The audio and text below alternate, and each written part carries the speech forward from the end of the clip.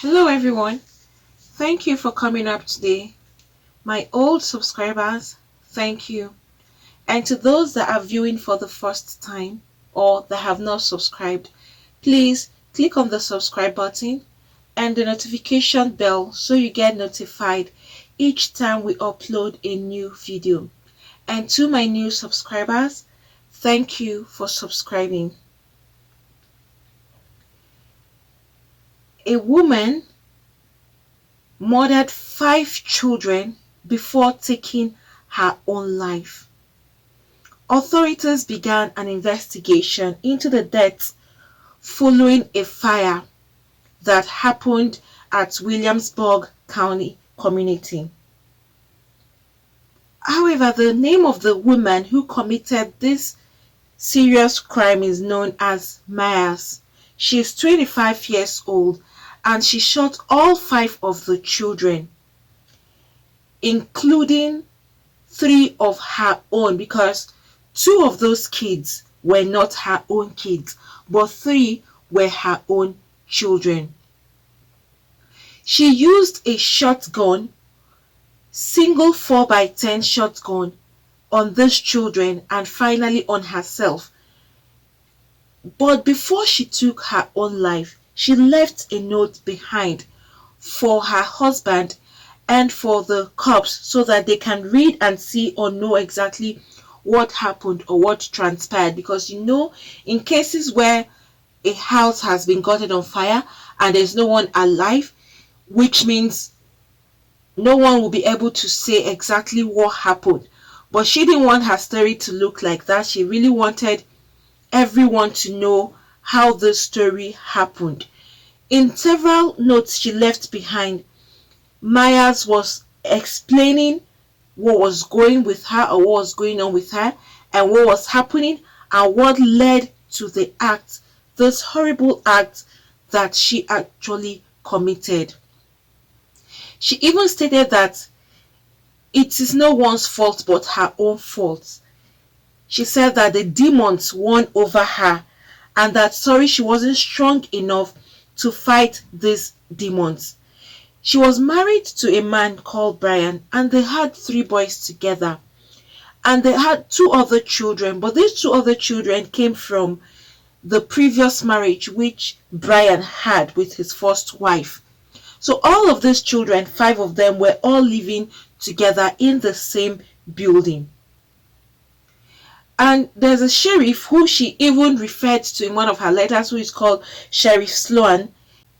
It's like he's kind of familiar with the family, and so she had to even mention him in one of her letters. But her husband, who is Brian, had been away from the home for several periods of time, 10 or more days period away, because the family's only vehicle had been involved in a crash and Brian had decided to stay with other family members in order to get a ride to work. So he spent most of his time away from home, a place that is closer or where he can easily get a commute to his place of work, since the vehicle was broke down and parked in the yard. And Sloan said that there were several text messages that transpired between Myers and her husband Brian during that time, but they seemed to pick up in the intensity after he left the residence on Sunday. Also, he left behind some groceries for his family so they could have something to feed on for the days while he was away. And in this text message, there was one of the text messages that had transpired between Myers and her husband Brian. And this was what she wrote. She said, "You will have nothing to come back to but to cops. No one cares. Why should I?" Myers had texted this to her husband prior to when she had committed the crime. She even said, "Money will come and go. Once I go, there is no replacing me. I beg and cry for help but never get it. It's my mental health that needs tending to. Help me. I do not care anymore." And the officer said that there had been no prior treatment for the mental illness. It was not recorded that she had gone for treatments previously or at any time at all. He also said that there were no history of mistreatment of the children, that they all lived fine. Despite her mental illness, these kids were not maltreated.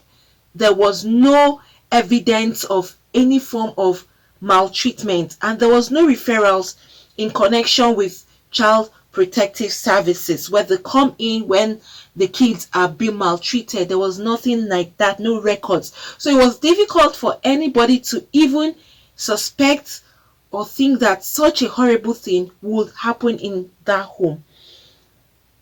However, the marshal office said that there were too much damage to the old house to tell how the fire began. The shotgun pellets from the 4x10 were found in all 5 children, which means the fire had burnt this house down to ashes. You can see from that picture, which was difficult for them to even ascertain how this fire started or how she set the house on fire.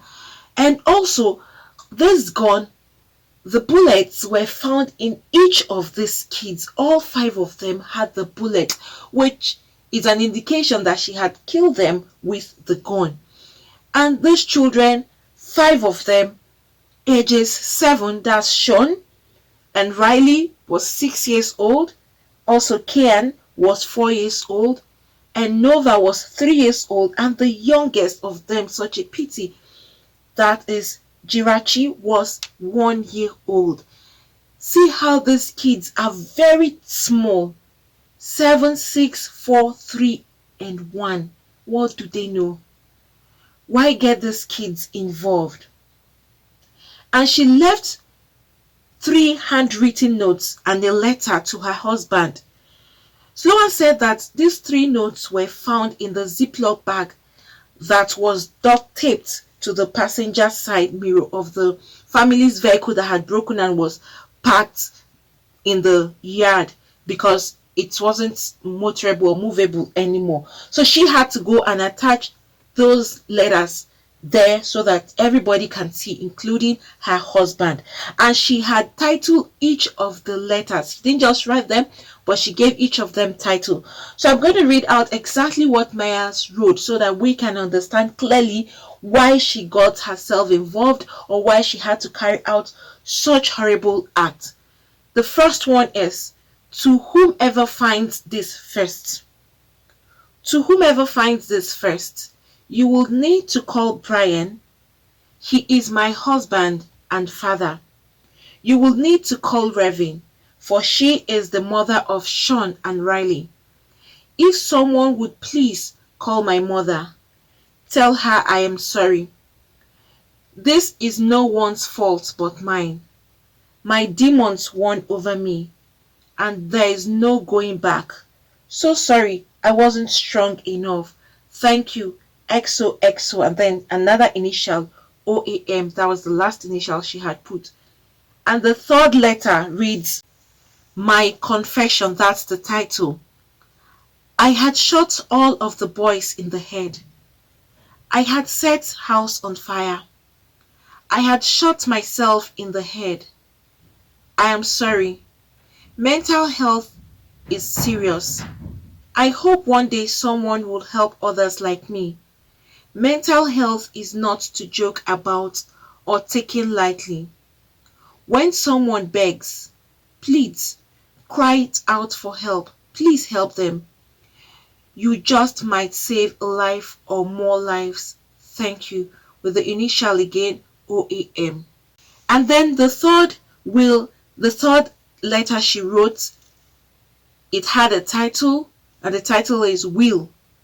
And she wrote this to the sheriff of that particular county. She said, Sheriff Sloan, choose not to read the will out loud Thursday. He said it was personal for the family, but did include what appeared to be a bloody fingerprint next to the initials of OAM.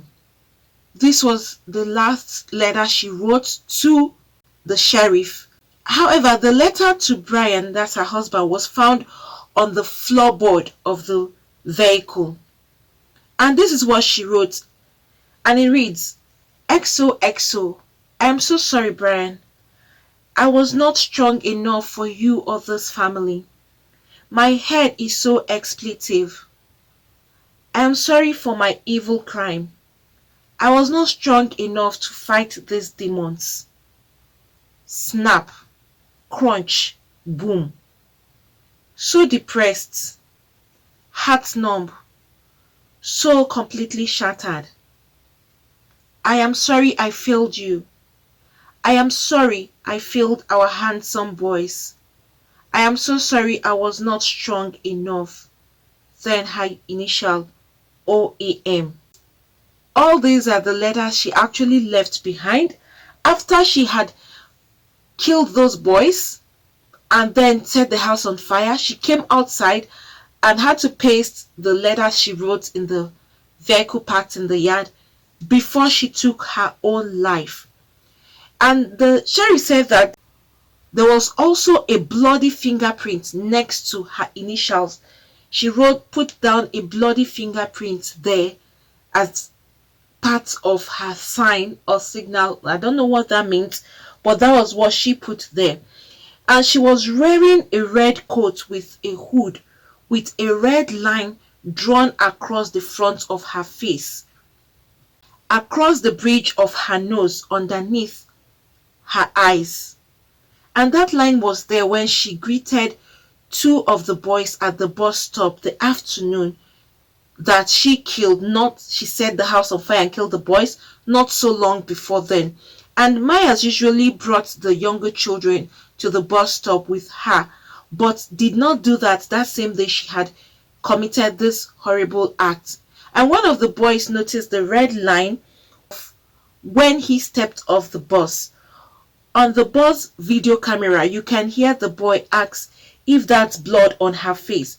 Myers told him she had just drawn on her face, and they turned and headed towards the house. The fire would occur a short time later.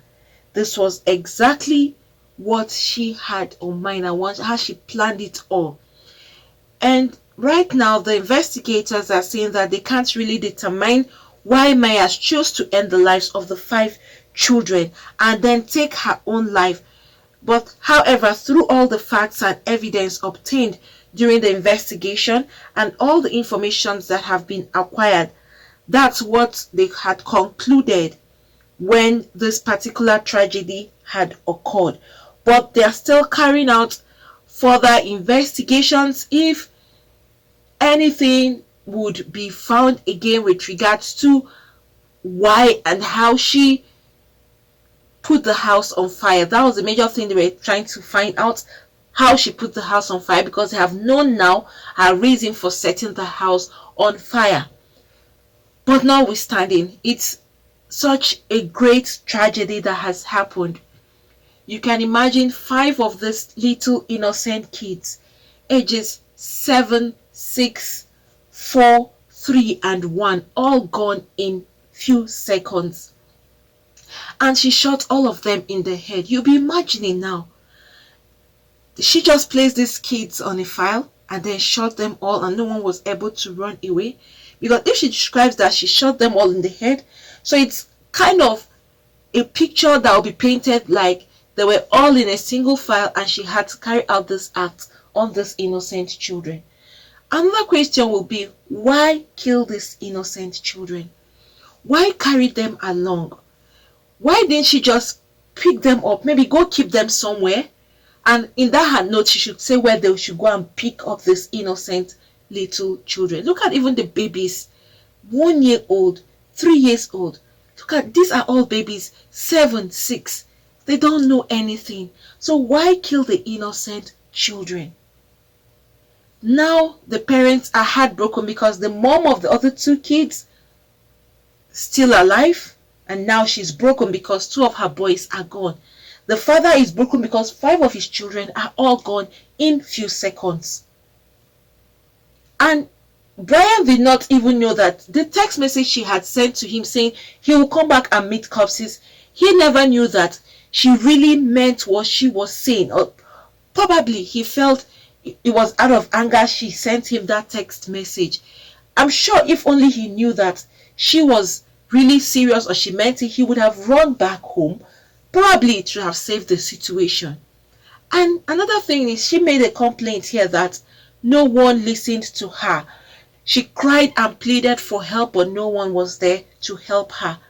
So does it mean that her husband ignored her?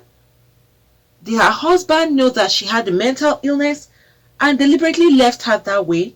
Because from all indication, it was said that there is no prior treatment. They've never had any treatment on her before for the mental illness. So it means she kept on living with this mental illness and struggling with it alone.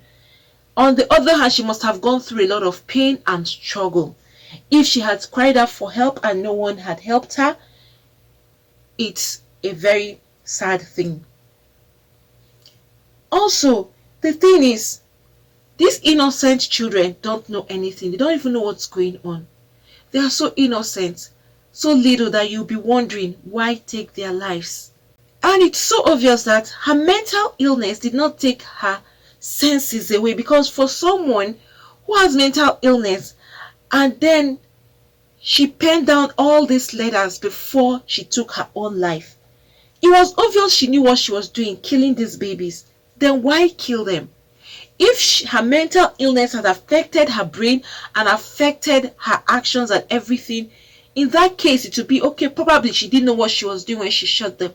But she knew what she was doing because it was a premeditated plan. She had planned it all along before she carried out this gruesome act. But what has this kid got to do with her mental illness? And on the other hand, if she said she had made a plea or cried out for help and nobody helped her, then why did the husband ignore her? Because she's referring to that like she had already complained and she was not heard, her voice wasn't heard. Maybe if she was heard or her voice was heard, they would have helped her. She would have received the help she needed. Or is it that her husband didn't know, she didn't complain to her husband, she might have complained to somebody else and the husband wasn't aware she was going through mental illness, or maybe he knew and he didn't know it has gone to this extent, has gone so far.